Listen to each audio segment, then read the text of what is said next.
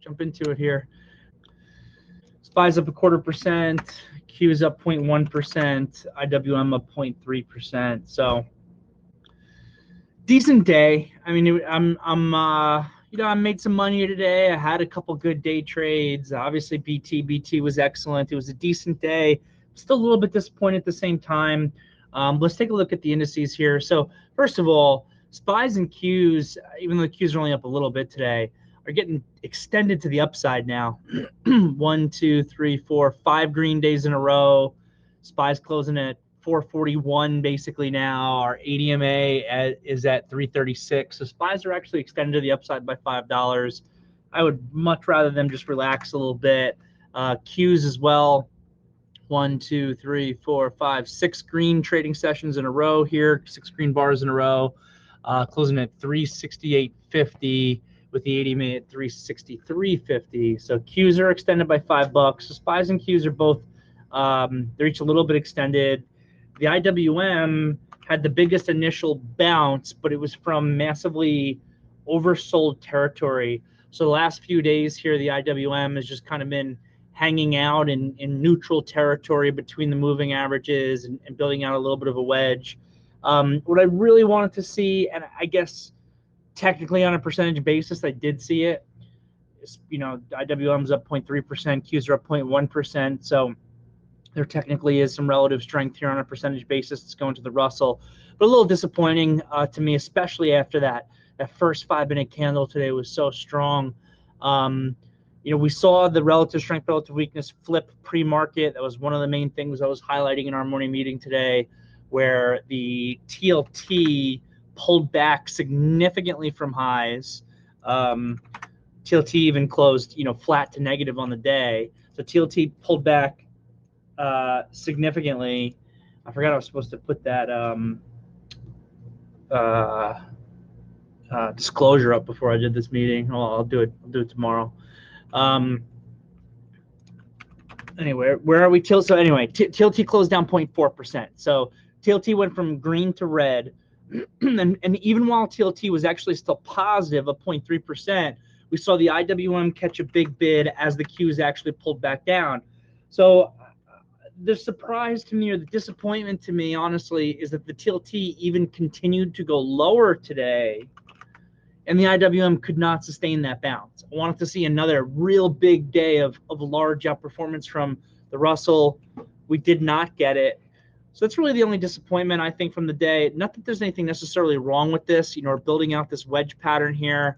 I do still expect to see some relative strength come in from the IWM as the Qs have gotten pretty extended here to the upside. With that said, relative strength and relative weakness between the indices is about to be completely out the window. I think Apple's tomorrow, right?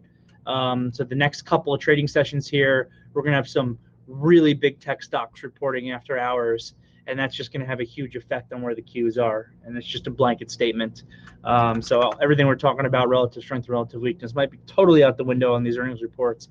But I still wanted to see the IWM perform a little better, given that the TLT did exactly what I was looking for today.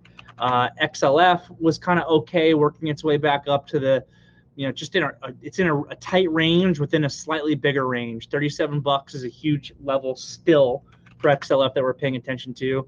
XLE showed some really good continuation on its strength. I like to see that. I wanted to see this from more of the reopening type names that we usually see go with the IWM. But XLE was able to perform. There's some key levels, though, that this is starting to run into. First of all, you got this Maribozu high of about 50.50. The 21 EMA is a little bit above that. And then a really big resistance level now up at $53. So strong bounce, a little bit of follow through here from the XLE, but starting to get into territory that could be a little bit more difficult. That's kind of where our markets are. Again, nothing too much to talk about that, just maybe a little tinge of disappointment. With that said, I had some big P&L swings today, but overall, it ended up as a pretty good, pretty positive day. This BT was, my best trade for sure today. Really big move. I mean, I definitely didn't catch the full move up to, $9 plus today, though you easily could have if you were implementing the trailing strategies that I teach. So maybe I should rewatch my own classes a little bit. But I really followed the game plan that I had for myself. Well, like I've said, right now, with the amount of longs I have open in this market, I'm not really looking to do a lot of adding as far as swing positions right now. So most of the stuff I'm getting involved in. I'm being a little bit selective on it because I'm planning on closing it out by the end of the day. So BT, definitely the better one for me. I discussed the setup in the morning meeting, but just to guess as a quick review. So I like news, right? We all know that because news puts the stock potentially in play. And there was really two sets of news here. One was crypto was performing well, and the second was some sort of mining partnership that was announced for this stock this morning. And once again, thanks to Pat, because Pat posting that news in the room here this morning was the only reason that I even typed the stock up at all. Otherwise, when I think about crypto plays, I usually think about Mara, Riot, and to a lesser degree Coin, even though Coin's obviously in crypto, but I don't really view it as like a play on the price of crypto. And also obviously that MSTR. I don't like to trade MSTR because of how expensive it is. So Pat put this on my radar by just communicating that news to us in the virtual trading floor this morning. Me doing my research, I typed up the stock, and I liked what I saw here from the chart. It was a terribly gross, steady downtrend. This thing has just been getting beaten up and beaten up and beaten. I mean, look at like the perfect degree of the slope on this BTBT, and then it puts in an absolute low here last week at $4, basically just under $4, makes another lower high in its downtrend, but then was potentially pre-market based off of Friday's price action, giving a little bit of a higher low, and was set to open basically near these highs. So the way that I was just kind of viewing this was you have like a potential double bottom type of situation here. They're challenging this downtrend, and if they're breaking above this pivot, then we could see kind of a breakout of this descending channel. And the other thing that I was thinking about, so like I tell you guys all the time, really understanding technical analysis in marketplaces is not about chart pattern memorization insofar as it's about understanding what the price action does to the buyers and sellers who are in the marketplace. So if this stock is gapping up to $4.90 today, which is like a 17% gap up, what does that do to the people who are already in the marketplace? Let's say that for whatever reason you believe in crypto or whatever, and you're long BT from anywhere over the course of the last several months. Now, stock is gapping up 17% today to $4.90.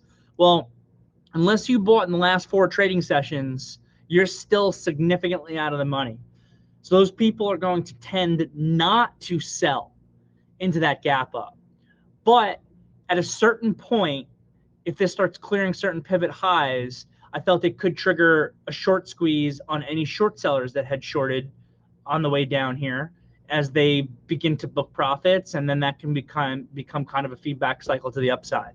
So the way I'm viewing this is into this gap up, even though it's a 17% gap up, my thought process was that buyers are more incentivized to buy than sellers were to sell, basically.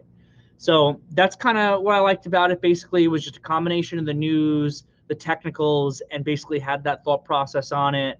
So I was buying some stock pre-market. I think my first buy was $4.96, and then I had a bid down at $4.81 that got filled while we were doing the meeting. So it's a cool. It always feels good to say that you bought below the low of the day, right? And then obviously the thing just absolutely ripped. There was a solid add opportunity that I called out through $5 the first time I touched it. The risk on that I think would have been pretty tight. You could have just used the day low at that point. So 12 cents worth of risk on it. 12 cents worth of risk on a $5 stock. You still have to assess if that's worthwhile to you. And then it worked out pretty well. Great little high point here. I thought that this pullback was more than it should have been, but it wasn't. This thing pulled back from a high of almost $6 to a low of $5.23. I actually thought it was even a little bit lower than that, but a low of $5.23. So pretty deep pullback, had me a little bit concerned. Then it was doing nothing here, and then I was surprised that this gave this degree of a leg up here. 1 o'clock in the afternoon, breaking highs, but I guess it just really triggered the break of this high, really just started triggering a short squeeze of some sort, and a feedback cycle of buying came into this thing that just caused it to have a ton of momentum and rip. I mean, look at the volume here. The volume when I got out was significantly higher than the volume when I was even in it and heavily focused on it. So it was a good trade. I made decent money in it, even though I was nowhere near holding that, through highs, which easily could have been. Again, if you're following your trailing rules here, the only spot you may have gotten stopped out, honestly, was in this pullback at about 11:30 or so. If you were trailing it really tight on a 5-minute, you could have raised your stop to this pivot, and you would have gotten stopped out on the way down and missed the move.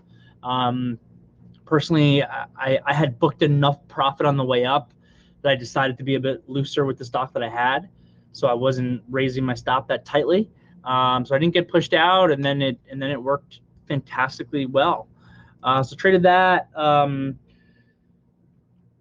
That's a good job, then, Greg, that you were able to sneak back into it. I just took that one little trade in Twitter. I mean, I didn't like my trade, to be honest. It was just like a little scalp type trade. The signal to not be involved in Twitter long today was the price action on its earnings report on Friday. This thing did not do what it was supposed to do on Friday based on the numbers that came out. What it should have done is what Snap did, right? Snap reported these phenomenal numbers, had a massive gap up. They squeezed it even higher. Big day. And by the way, I love that Snap had a rest day today. That's what Twitter should have done, because Twitter's numbers, even though I didn't think they were quite as good as Snap's, they honestly were it was one of the better earnings reports I think I've ever seen Twitter post. And unless I'm missing something on it, because I traded this thing on Friday. I was trading this thing Friday morning, fairly actively off this $70 area here, and I stopped myself out.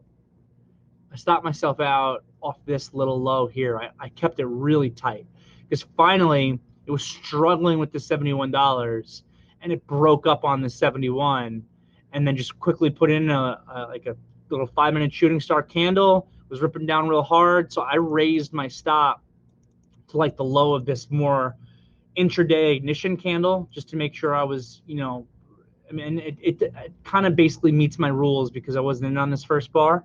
So I didn't violate my rules anyway. I was just keeping it as tight as I possibly could.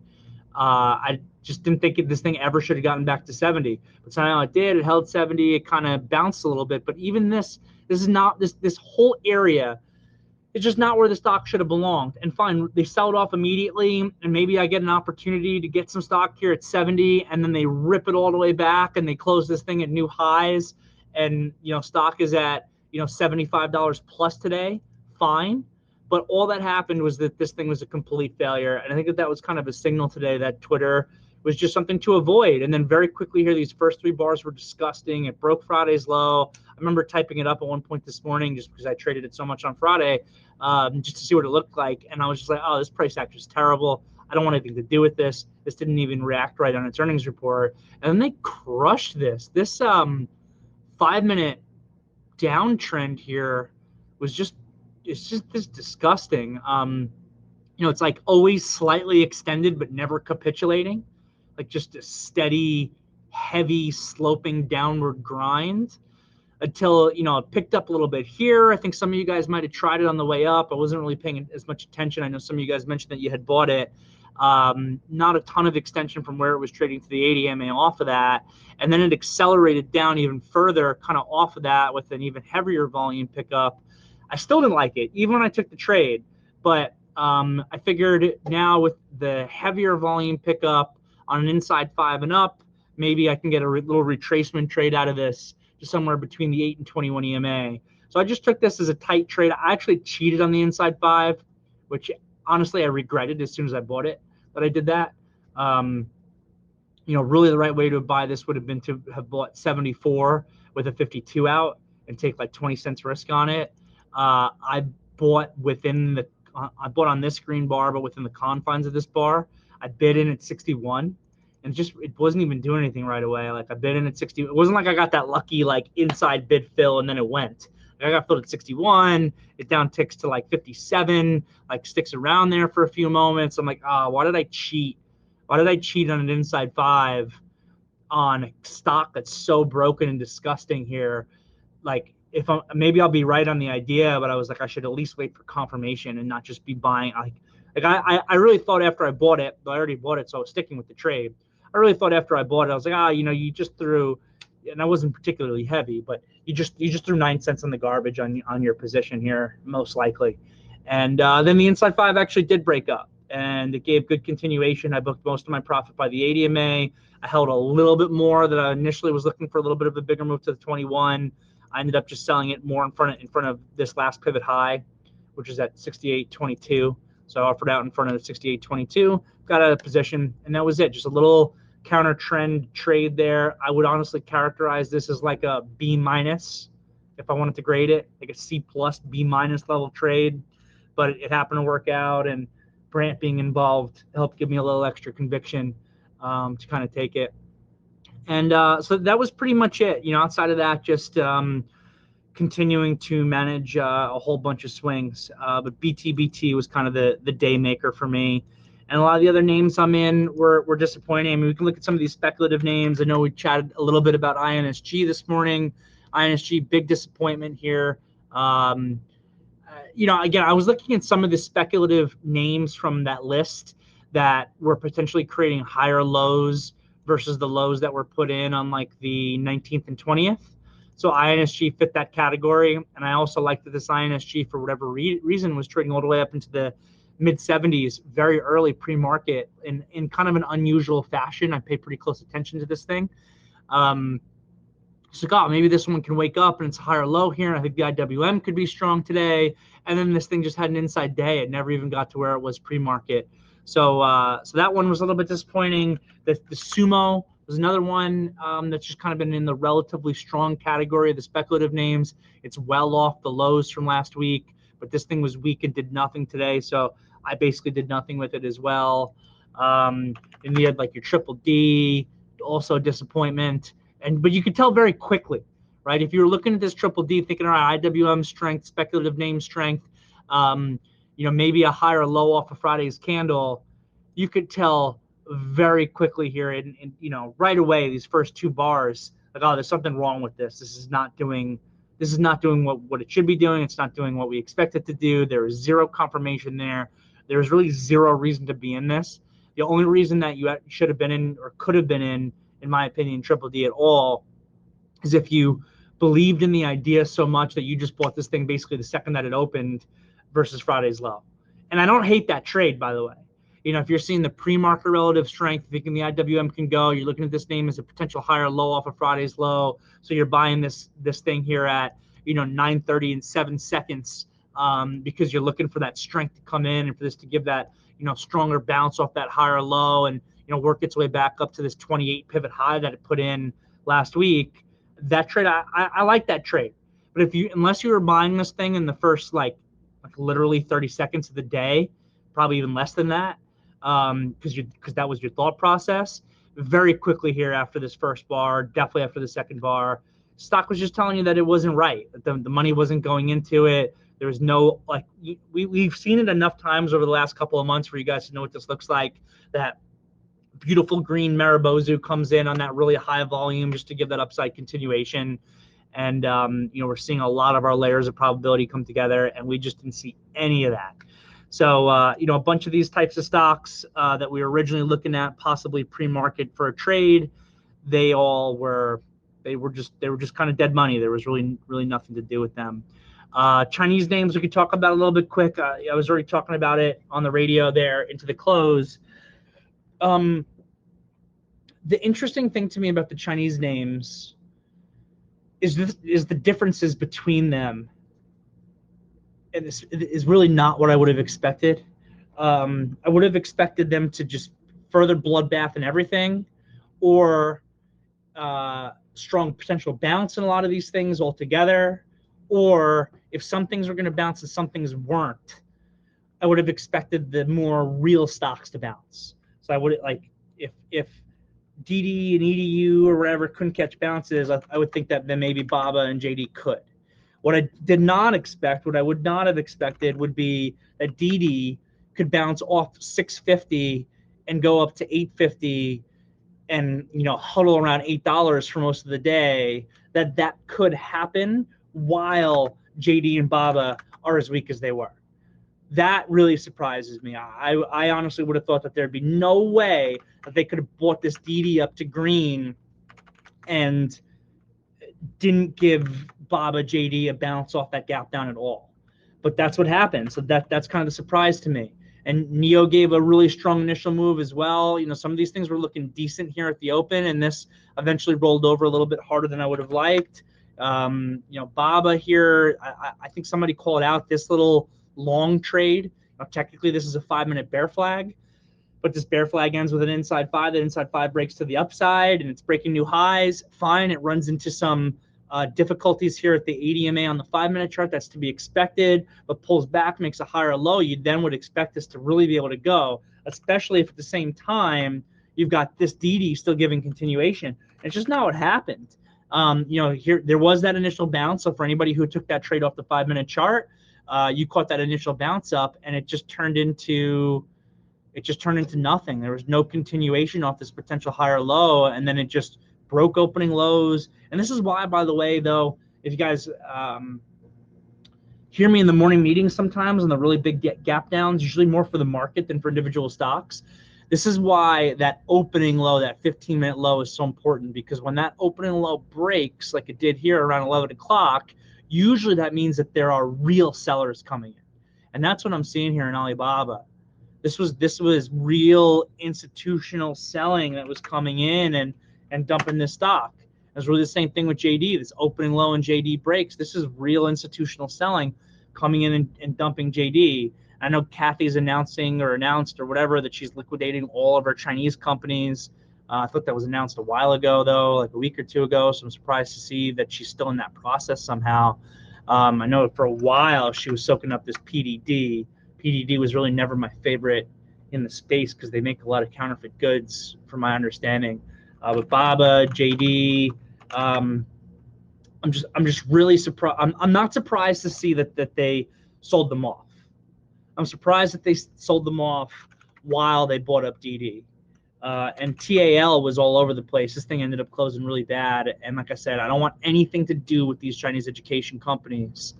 But even with that said, I remember typing this thing up as it was like filling its gap and going green and going, oh man, I told all the guys not to buy TAL, and look at it. They could have bought it at $4 for a move up to $6. Like, that's a huge move on a percentage basis, but this thing is a dog. And then it topped out on the gap fill, rolled all the way over, closed at 450. I still stand by the fact that we don't want anything to do with these Chinese education companies. But I do think at some point the majors become a buy. I mean, you can even see it. It was like the news I mentioned this morning. It's like the Chinese government is cracking down on Tencent by going after Tencent Music, which is another one, by the way. That's I don't understand how they bid this up. That has multiple pieces of bad news. It's not even just the broad crackdown that's affecting everything else. This was particularly hurt by the fact that they went after the music licensing space. But they bought this TME up really well while crushing JD and BABA. But I look at the majors, like, at the same time as they're telling Tencent that they can't have like exclusive music rights, they're also telling Tencent and Ant Financial to work on the crypto yuan for the government itself. So these companies aren't going anywhere. So like big enough time horizon, like from an investment perspective, like I think this BABA is a great company that you want to own. But my friends in China were telling me that JD is low key the better one at this point because of JD owns their own logistical operations. Whereas BABA outsources theirs, and I think BABA outsources theirs to companies that don't have great reputations, whereas JD's delivery and logistics companies are internally owned and are much more well liked. So anyway, that's the only other thing worth talking about. I guess with that said, happy to take a look at what you guys got. Any questions that you guys have? What's going on with Tesla here? Is it up still? Yeah, up a little bit. Nothing too big.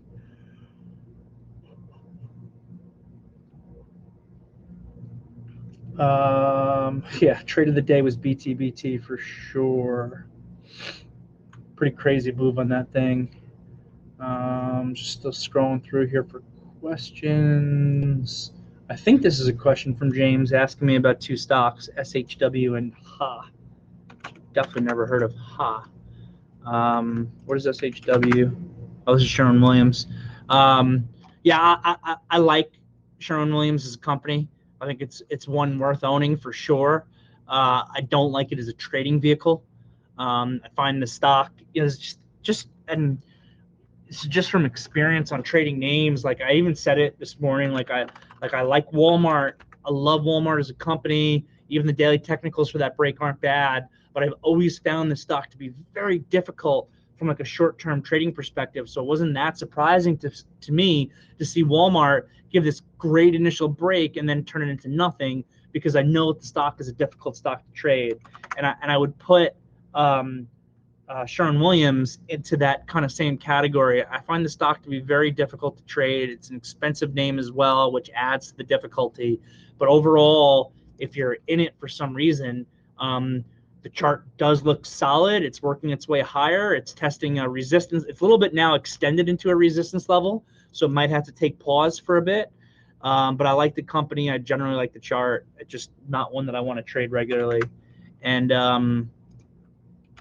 HA, Hawaiian Holdings, I have no idea what this is, but good little higher high after a higher low. So this has been a deep short-term downtrend, which now technically has officially reversed. The question is, does that turn into like a real uptrend, like where it continues higher, or more of a range? There's no way to know that. But at this point, you probably could expect a further bounce to closer to the 21 EMA, somewhere maybe between. This thing has room to bounce, I think, to the space between $21.50 and $23. $23, you can tell here, is obviously bigger resistance. Not a surprise to see that was previous support, became future resistance. If it gets back up there, it'll be a test for it again. Yeah, I really don't know much about the company, and don't think I would get involved in it here if I wasn't already involved. I don't like the risk reward of getting involved at 21 when I think the potential of the move is 21.50 to 23. So I'm not going to come in and buy 21 because you probably have to give it to these recent lows. But same thing, if you're already in it, you have potential for a little more reward maximization.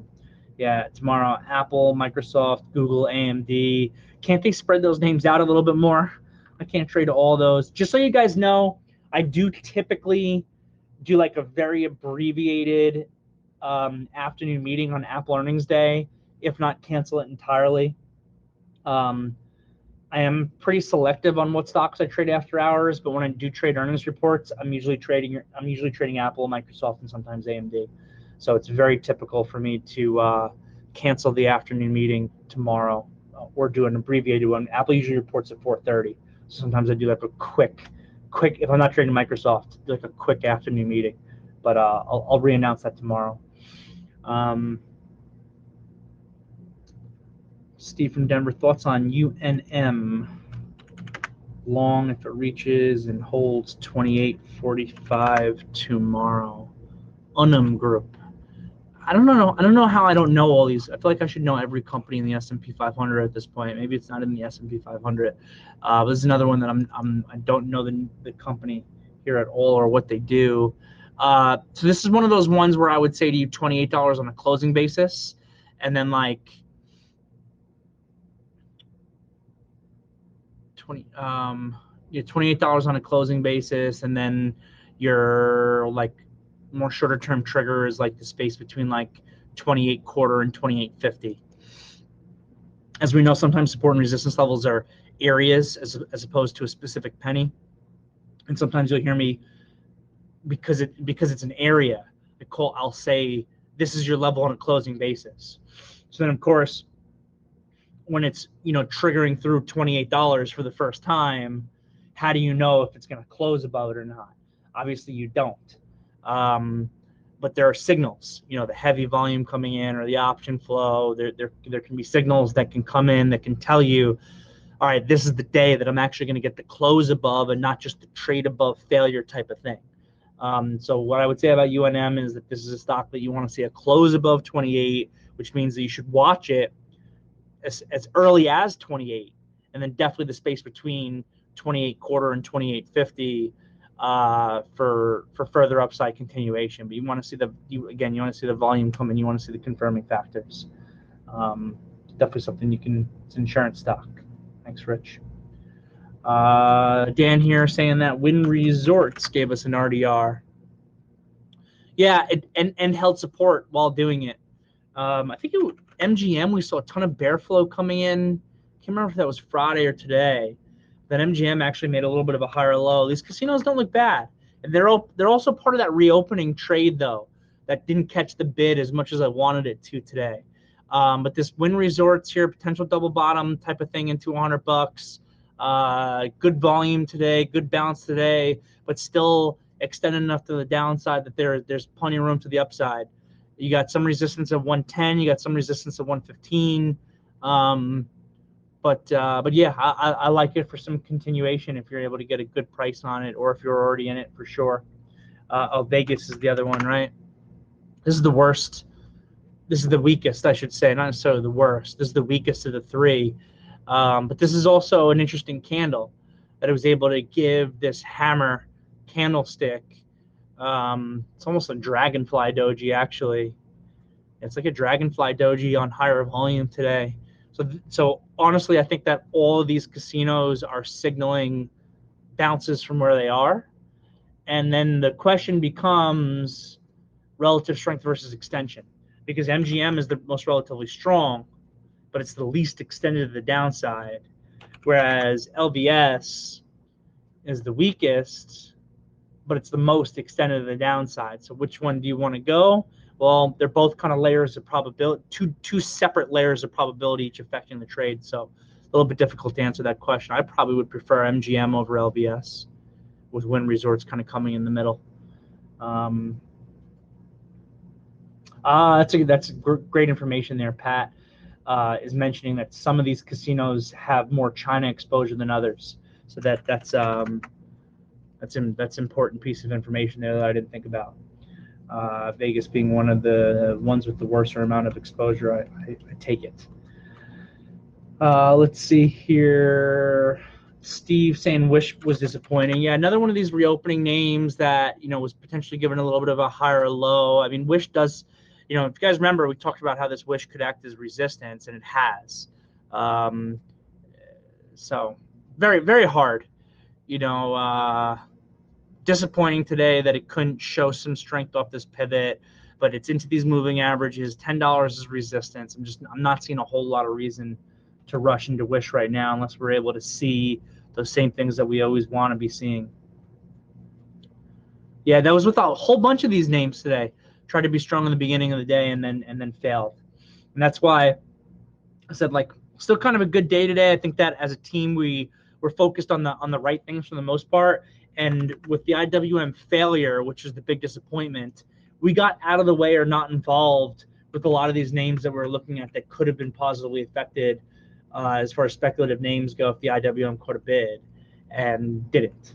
So I feel like we did a good job of not being involved in the things that showed us that they didn't want to go, while still being able to be selectively involved in some of the right names today. From Rizwan here, my view on Netflix. What can I type? Netflix. I still didn't type it right. Netflix. There we go. My view on Netflix by the end of the week. So first of all, Netflix is going to be impacted to some degree by the other big tech earnings names, just inherently with it being a FANG stock and it kind of being a Q stock.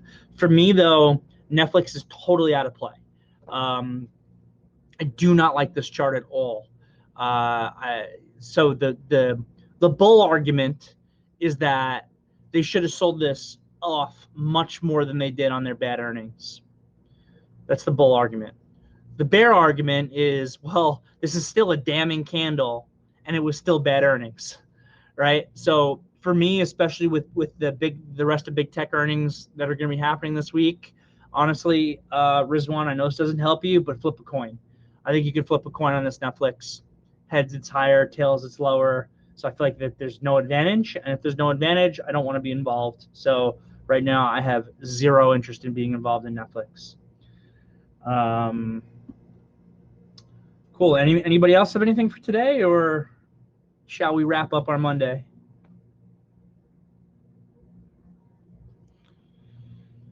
All right. Pen. Oh, I'm glad you brought that pen up. That pen chart is definitely worth mentioning. Volume picked up today. Good looking daily candle here where it's trying to reverse this downtrend that it's been in via this consolidation pattern. And today it showed really good relative strength, a little bit of a volume pickup. I think this pen is one that we could pay attention to over the course of the next couple of days. I would prefer for it to wait like one more day and then break higher and potentially go. But thanks for bringing that one up there, Jake. All right, team. I think we'll call off for today. Hope everybody had a good Monday. Hope everybody started their week right. There was definitely money to be made today. And let's pick it up tomorrow. So see everybody then.